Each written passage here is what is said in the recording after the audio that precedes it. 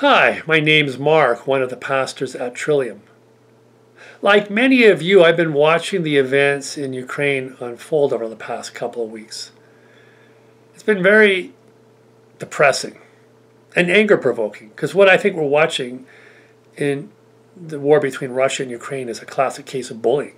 Bullying is when one party uses its positional advantage to enforce its will on another party. We're seeing Russia trying to bully Ukraine into doing what Russia wants Ukraine to do. It just seems so blatantly unfair.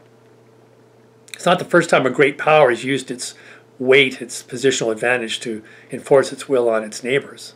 The Romans did it many times over to become a world empire. The Mongols did it 1,000 years later. Aztecs did it in the New World. The British have done it. The Americans have done it. Now we're seeing the Russians doing it to the Ukrainians. And it's so unfair.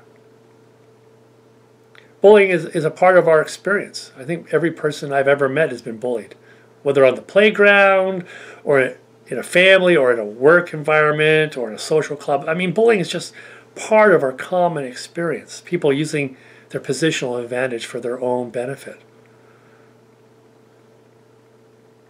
What I think is so inspiring about the Ukrainians is that they're standing up to the bully. They're standing up to the bully. They could have made a deal with Putin and the Russians. They maybe should have made a deal with Putin and the Russians, but they've drawn a line and they've said no.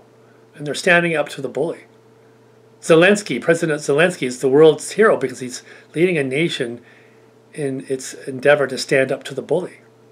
Standing up to a bully is not an easy thing to do. It can hurt. It can hurt a whole lot. It can really sting when you stand up to the bully. But when you run away from the bully, when you back down from the bully, that hurts too.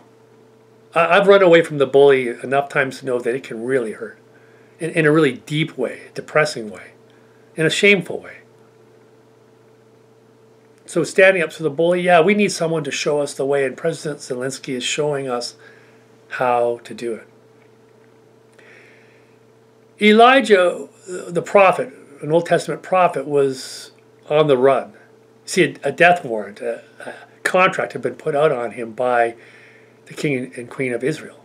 And now he's running away. He's panicked by it. He's spooked by it. And finally, he's so exhausted that he lies down and he says to God, just let me die, God. Let me die and get this thing over with. And it says in that moment that an angel appeared to Elijah, said to him, get up, eat.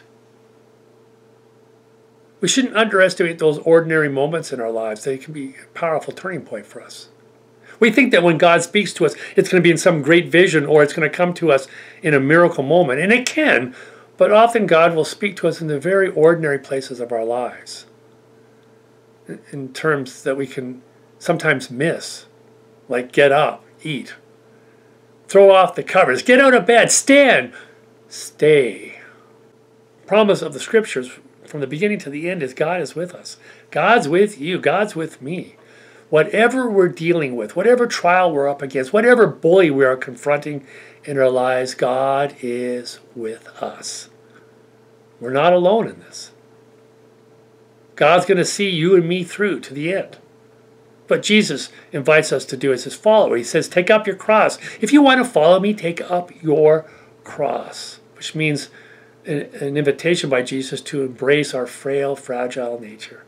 Don't run from your frail, fragile nature. Lean into it. Lean into it. Embrace it. Love it. See where it might take you. Jesus walked the path of the cross. He went right up to its limit. He went through the cross. He went to the other side of the cross, and he's shown us that there's a whole world waiting for us on the other side of our frail, fragile nature. God will see us through right to the end, and we will find that the end is really just a beginning. Can we love our frail, fragile existence? Is it something that we can embrace for ourselves? Jesus says it's the key to life, to eternal life. And it might all begin today for us with a simple command, an ordinary, simple command. Get up and eat.